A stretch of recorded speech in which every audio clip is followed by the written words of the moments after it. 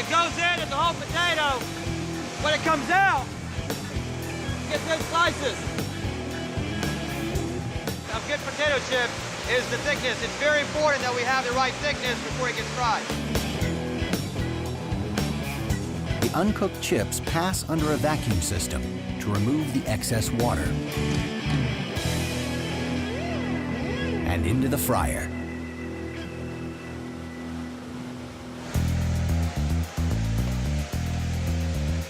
This right here is our fryer, and it's really, really hot. It's roughly 350 degrees. You got slices going in. You got chips coming out at the end of the day. It makes my day. I think 7,000 pounds of potato chips coming out to meet the 4th of July volume. This right here is a perfect potato chip. It's got the right color, and it's crisp, and it looks beautiful. There are no defects.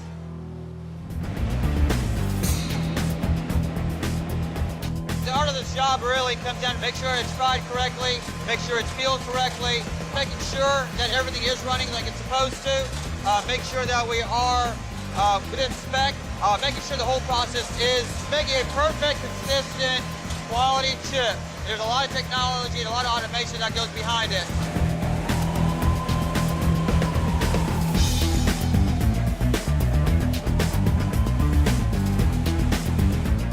The result is a perfect golden disc. And if it isn't, it's toast.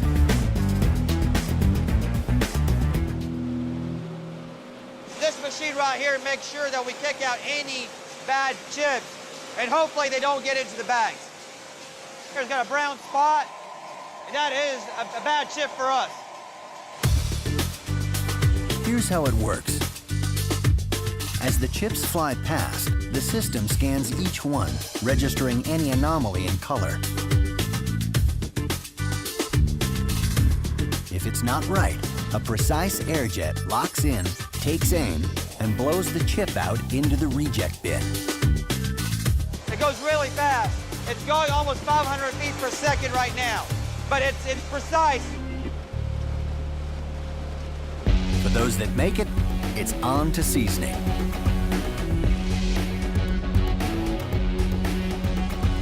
The team can run 4 flavors at a time, depending on the order. Today, they're doubling up on 2 favorites, plain salted and barbecue.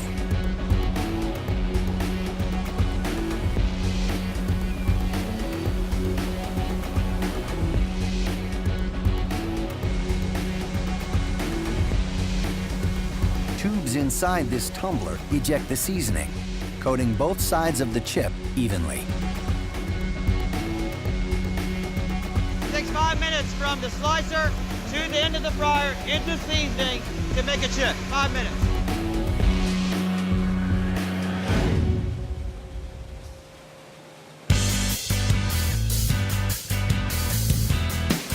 The first load of the day is through.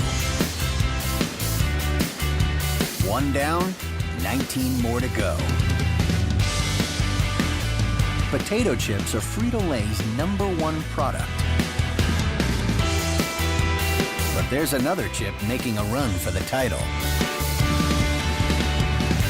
Doritos.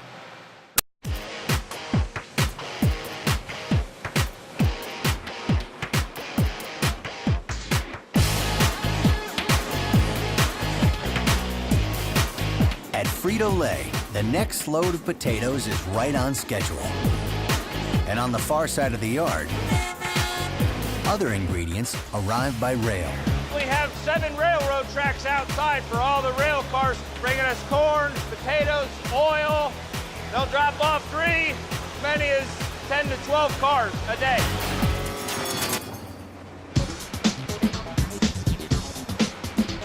The corn is for their other snacks.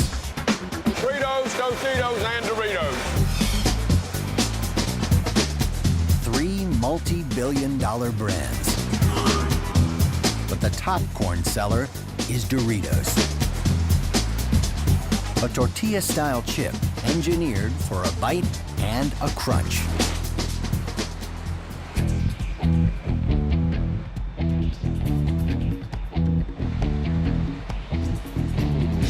make corn chips, the crew uses over 45,000 kilos of corn a day.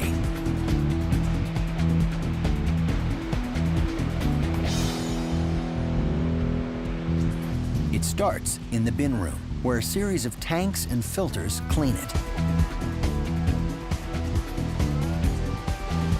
And then heads to the kitchen. This is the first part of making a Dorito. We got to cook the corn before it goes to our soak tank. Each giant kettle holds just over 900 kilos per batch. We cook the corn in excess of 200 degrees for about 4 minutes. Then it soaks for 12 hours. The corn soaking process allows for the moisture uptake in the corn. It also helps remove the husk from the corn, the hard outer covering of the kernel.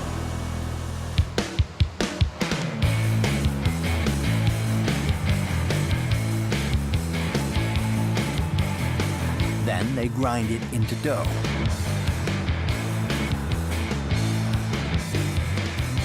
Once we grind it, it comes over here. We have 100% corn that's called masa. From the masa, we're checking for 3 things: the moisture content, how wet it is, the temperature, how hot it is, and then the coarseness of the product, actually how gritty it is. What happens from here, the masa goes between these 2 rollers and against the cutter that cuts it and gives us our characteristic Dorito shape. It's the triangle without the points. Next, they cook them. First, the chip heads through an industrial toaster oven, which seals the outer surface, trapping moisture and causing the dough to bubble. Good blisters and great texture. Blisters, that's what gives us that Doritos crunch that we all love so much. The team then cools the chips back down on a series of conveyors and sends them into the fryer.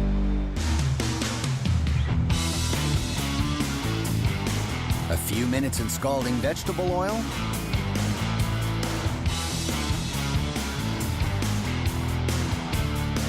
you now have a basic Dorito.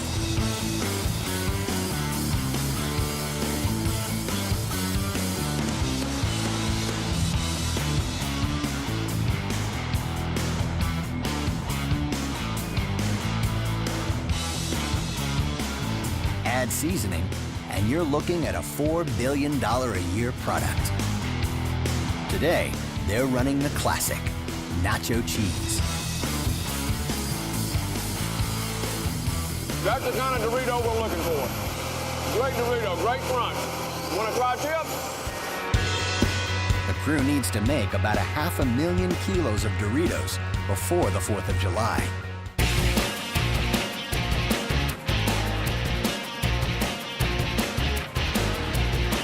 At Frito-Lay, the crew is running full speed to fill the 4th of July orders.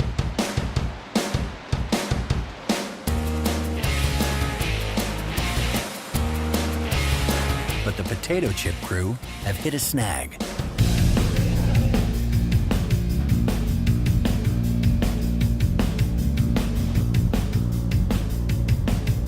One of their 2 truck unloaders is down. Is there any way we could get maintenance out here to look at it? What you got?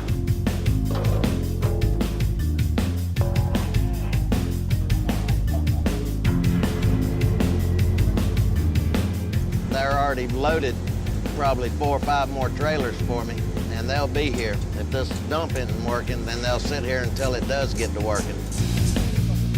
Right now, it's 97 probably out here with a heat index of about 103. So potatoes won't last long on these trailers. It's a big deal.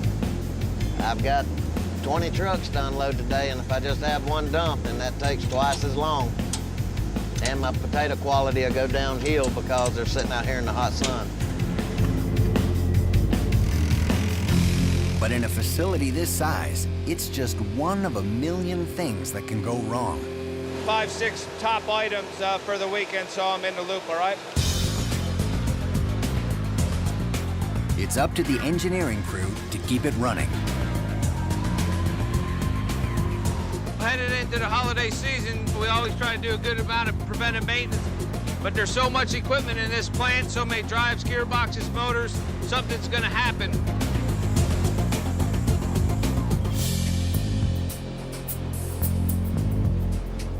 With 12 production lines running 24/7, the crew needs to be ready for action. We could have an issue with the rail car, so we could have a little small photo eye or a laser go out, which backs a few cases up. The worst thing we can have happen is a power outage. In the summertime in the southeast in Georgia where we're at, we get a lot of lightning strikes, those afternoon storms that come through. When we're trying to get product to the market, the last thing we need is the power to go out.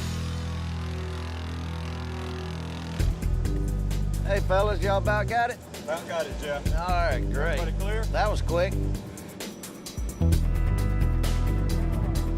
But for now, crisis averted. Yeah, 10-4, Craig. We're clear. Go ahead. You started.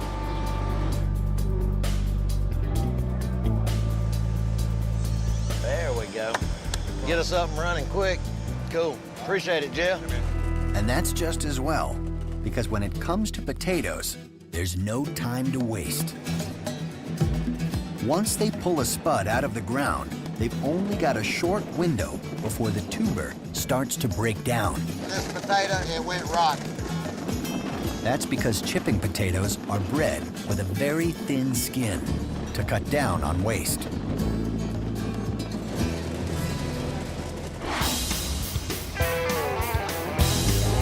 So the farms that supply Frito-Lay, like Black Gold Farms in Florida, must harvest within days of delivery to the factory.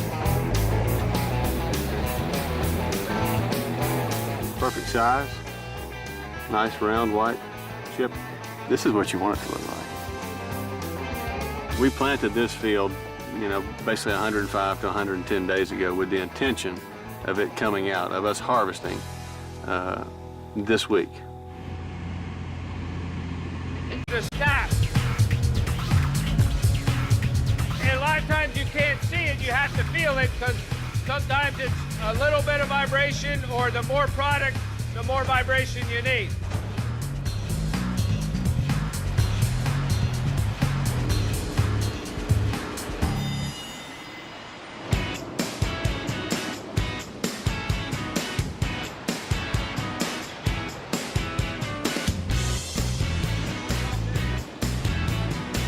Next comes packaging.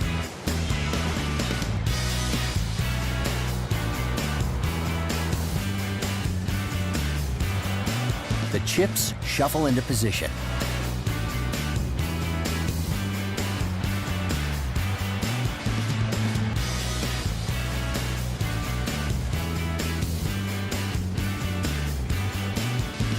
Then they drop down to the measuring machine, where a series of scoops precisely weigh out a bag's worth of chips.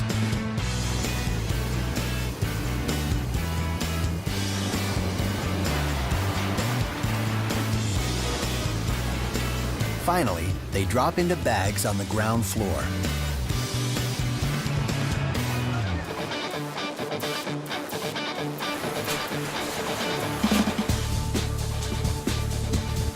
The bagging machine blows in nitrogen and closes it with an airtight seal. This displaces the oxygen, so the chips don't become stale, and creates an air pocket that acts as a cushion so they don't break. That's what we want. We want a whole chip. We don't want the broken chip. We want the whole chip.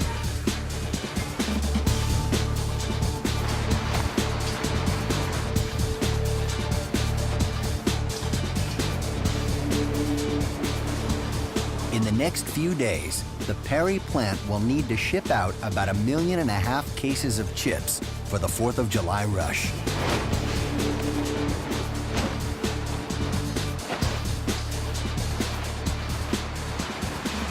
I'm a caser. Garden is kind of heavy right now, so we be working a lot right now. She has a smaller bag than I do. So she's working faster than me.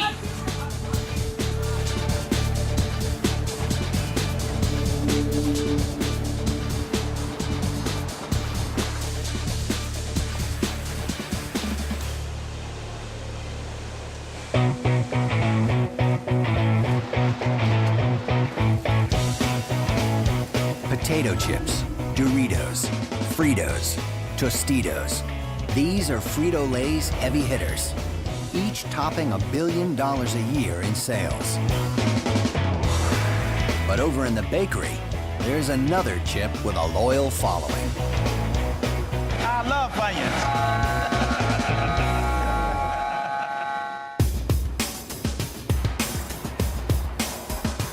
This is the Funyun production line.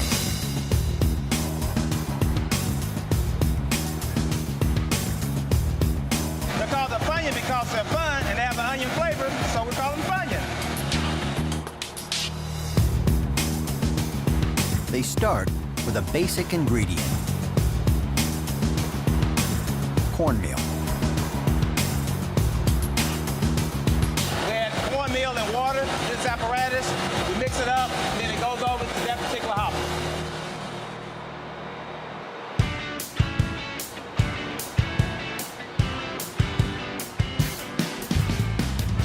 Let me show you how we make a Funyun. We have cornmeal and water coming from that hopper through an extruder that forces through the die.